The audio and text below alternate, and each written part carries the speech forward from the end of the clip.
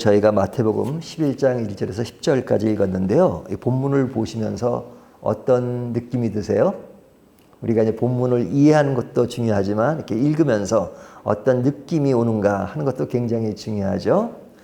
저는 이 말씀을 읽으면서 격려와 두려움이 동시에 녹아 있는 것을 느꼈습니다. 두려움과 또 하나는 격려. 어떤 차원에서 격려가 되냐면 세례 요한은 굉장히 큰 인물이죠. 근데 그 세례 요한에게도 약점이 있다는 겁니다. 완전하지 않아요. 약점이 있어요. 그러니까 약점 있는 것이 왜 격려가 되느냐.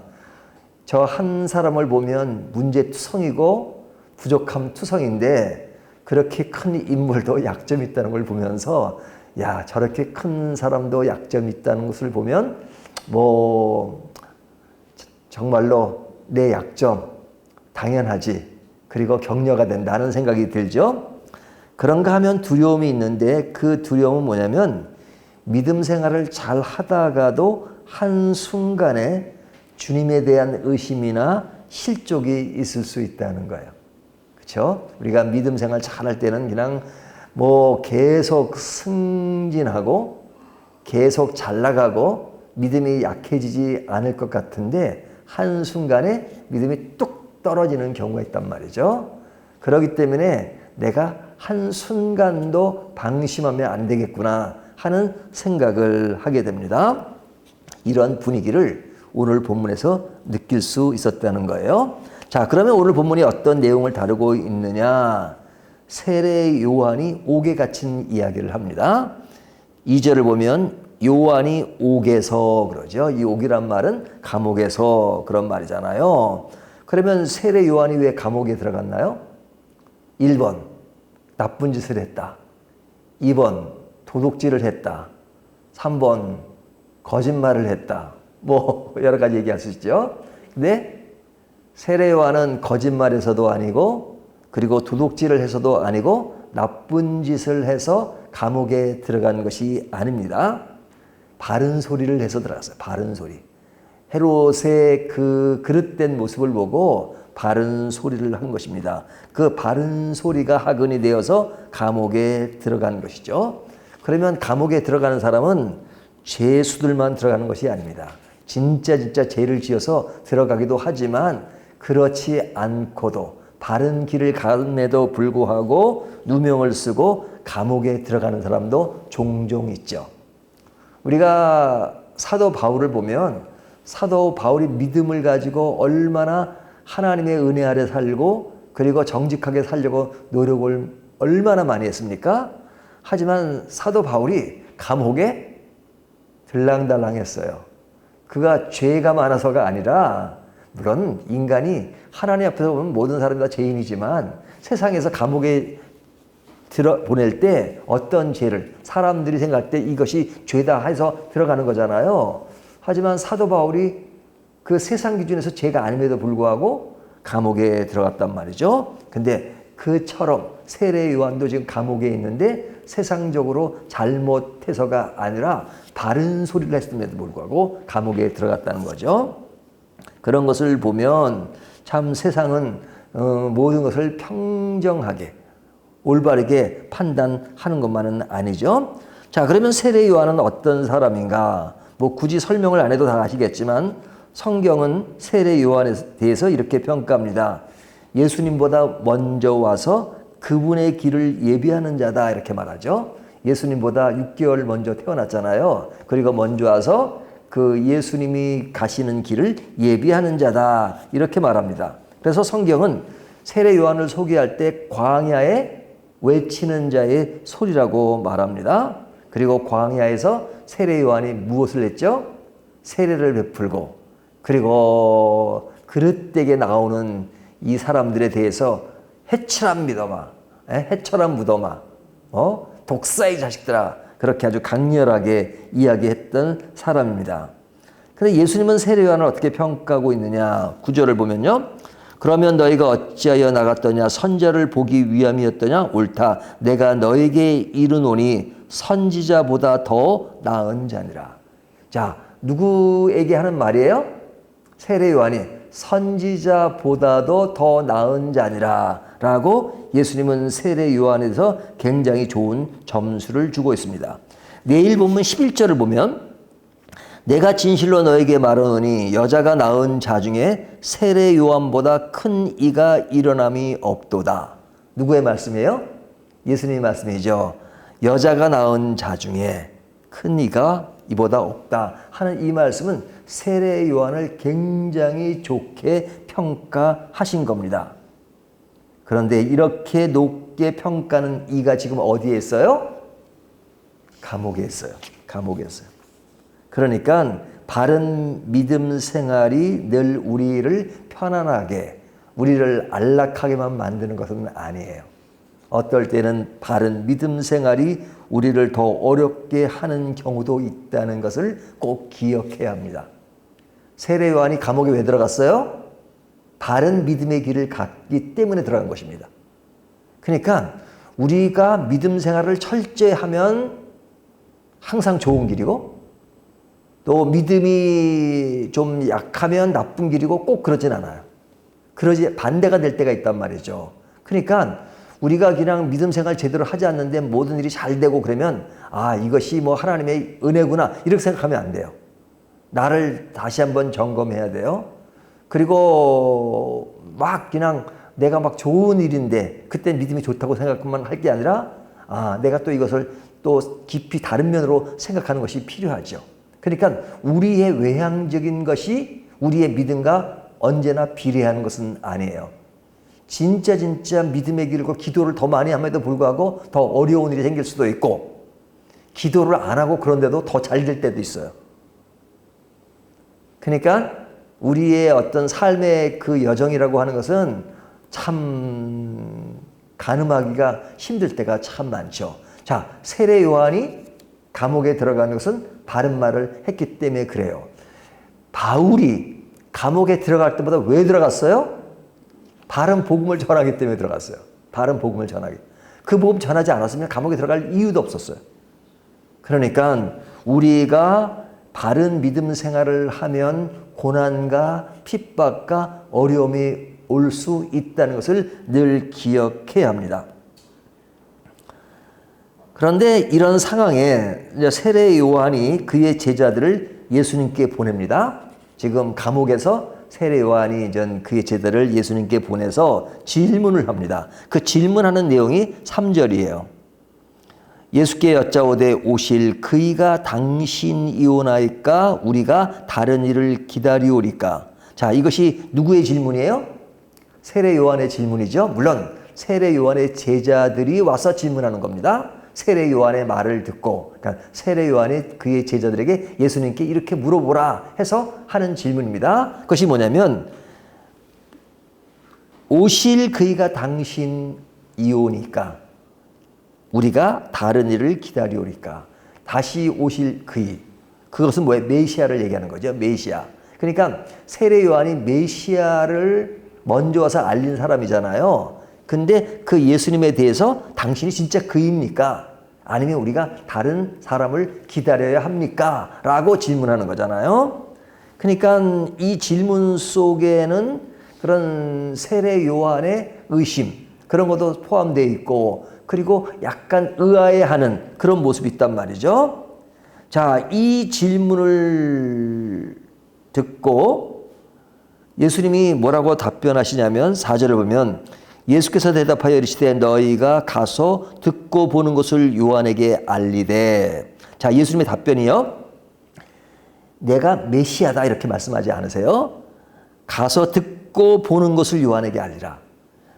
가서 듣고 보는 것. 그것이 뭐냐면 5절. 맹인이 보며 못 걷는 사람이 걸으며 나병한 자가 깨끗함을 받으며 못 듣는 자가 들으며 죽은 자가 살아나며 가난한 자에게 복음이 전파된다 하라. 자, 이 이야기는 어디서 나온 이야기죠? 이사야에 나온 이야기입니다. 이사야 예언에 보면 메시아가 오실 텐데 메시아가 오시면 어떤 일들을 할 것이다. 이렇게 말씀하는 거죠. 우리가 이제 구약에 보면 이사야 전에 한참 전으로 간 모세에게도 하나님이 말씀하시잖아요. 나와 같은 선지자가 올 텐데 그가 오면 이런 일을 하겠다라고 말씀하셨어요. 그것처럼 점점 선지자들이 가까이 올수록 예수님 시대에 가까이 올수록 그 예언이 좀 더 구체적이에요. 그래서 이사야 선지자는 예수님이 어디에서 오실 거라는 것까지 예언해요. 베들레헴에서 오실 것이다. 근데 그 예수님이 오시면 이런 일을 할 것이라고 5절에 말씀하고 있어요. 그러니까 세례 요한도 구약을 아는 자잖아요. 그래 예수님이 그 세례 요한의 제자들에게 내가 메시아다 이렇게 말씀하시는 너희가 지금 보고 듣던 것을 이야기하라. 그것이 뭐냐? 그 이사야에 예언된 그 일들을 내가 하고 있지 않느냐 하는 겁니다. 그 말은 뭐예요? 예수님이 메시아다 하는 그 이야기를 하는 것이죠. 자, 이 이야기를 함으로써 그 세례 요한의 어떤 의구심 이런 것들을 새로 이렇게 수정을 해주는 겁니다. 근데 왜 세례 요한은 이런 의아심이 좀 생겼을까? 세례 요한의 메시지를 보면요, 예수님에 대해서 어떤 것을 강조했죠? 예수님이 오신 그분이 심판주로 오신 것을 많이 강조했습니다.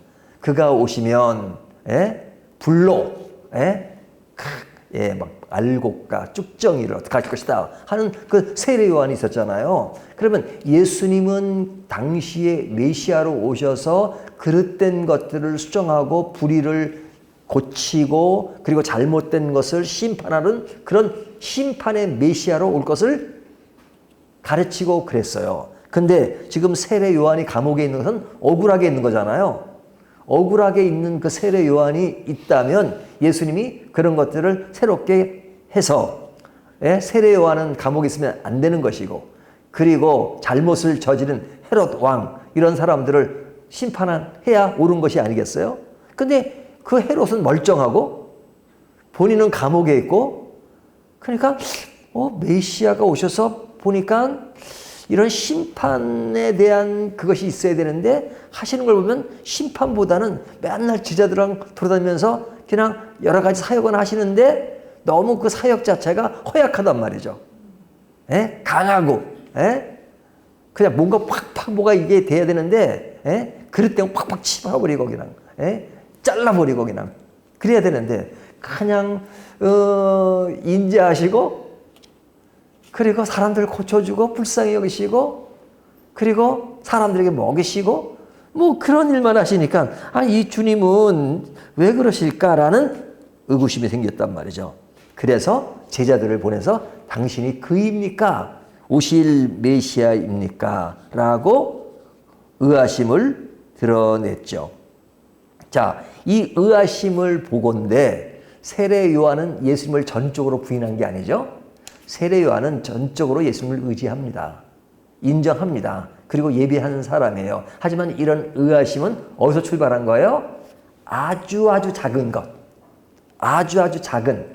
왜 예수님은 심판의 부분에서는 그렇게 명료하게 드러나지 않을까라는 아주 작은 의아심 속에서 그것이 점점 커져서 자기에게 뭐 할 뻔했어요? 실족할 뻔한 상황으로 변했다는 거죠. 뭐 실족까지는 안 했는데 그냥 실족할 뻔한 그런 상황입니다. 그러니까 그의 의아심은 그리스도에 대한 전적 부정이 아니라 작은 하나의 의문점이 실족으로 갈 뻔한 겁니다.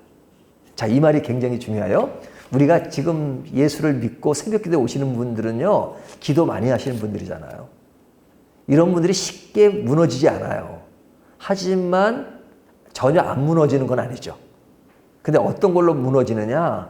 어느 날 갑자기 하나님은 안 계셔. 하나님은 가짜야. 이렇게 말하지 않죠. 근데 약간의 작은 의심이 나를 무너지게 만드는 경우가 있어요. 그것이 사탄의 방법이에요. 사탄의 방법. 이 아담과 하와가 에덴 동산에 있을 때 이 뱀이 하와를 꼬실 때 그냥 크게 꼬셨나요? 저 선악과를 보라. 그리고 약간의 의아심을 갖게 하죠. 그러니까 그런 상태에서 선악과를 보니까 갑자기 선악과가 옛날에 보이지 않던 것이 보이는 겁니다.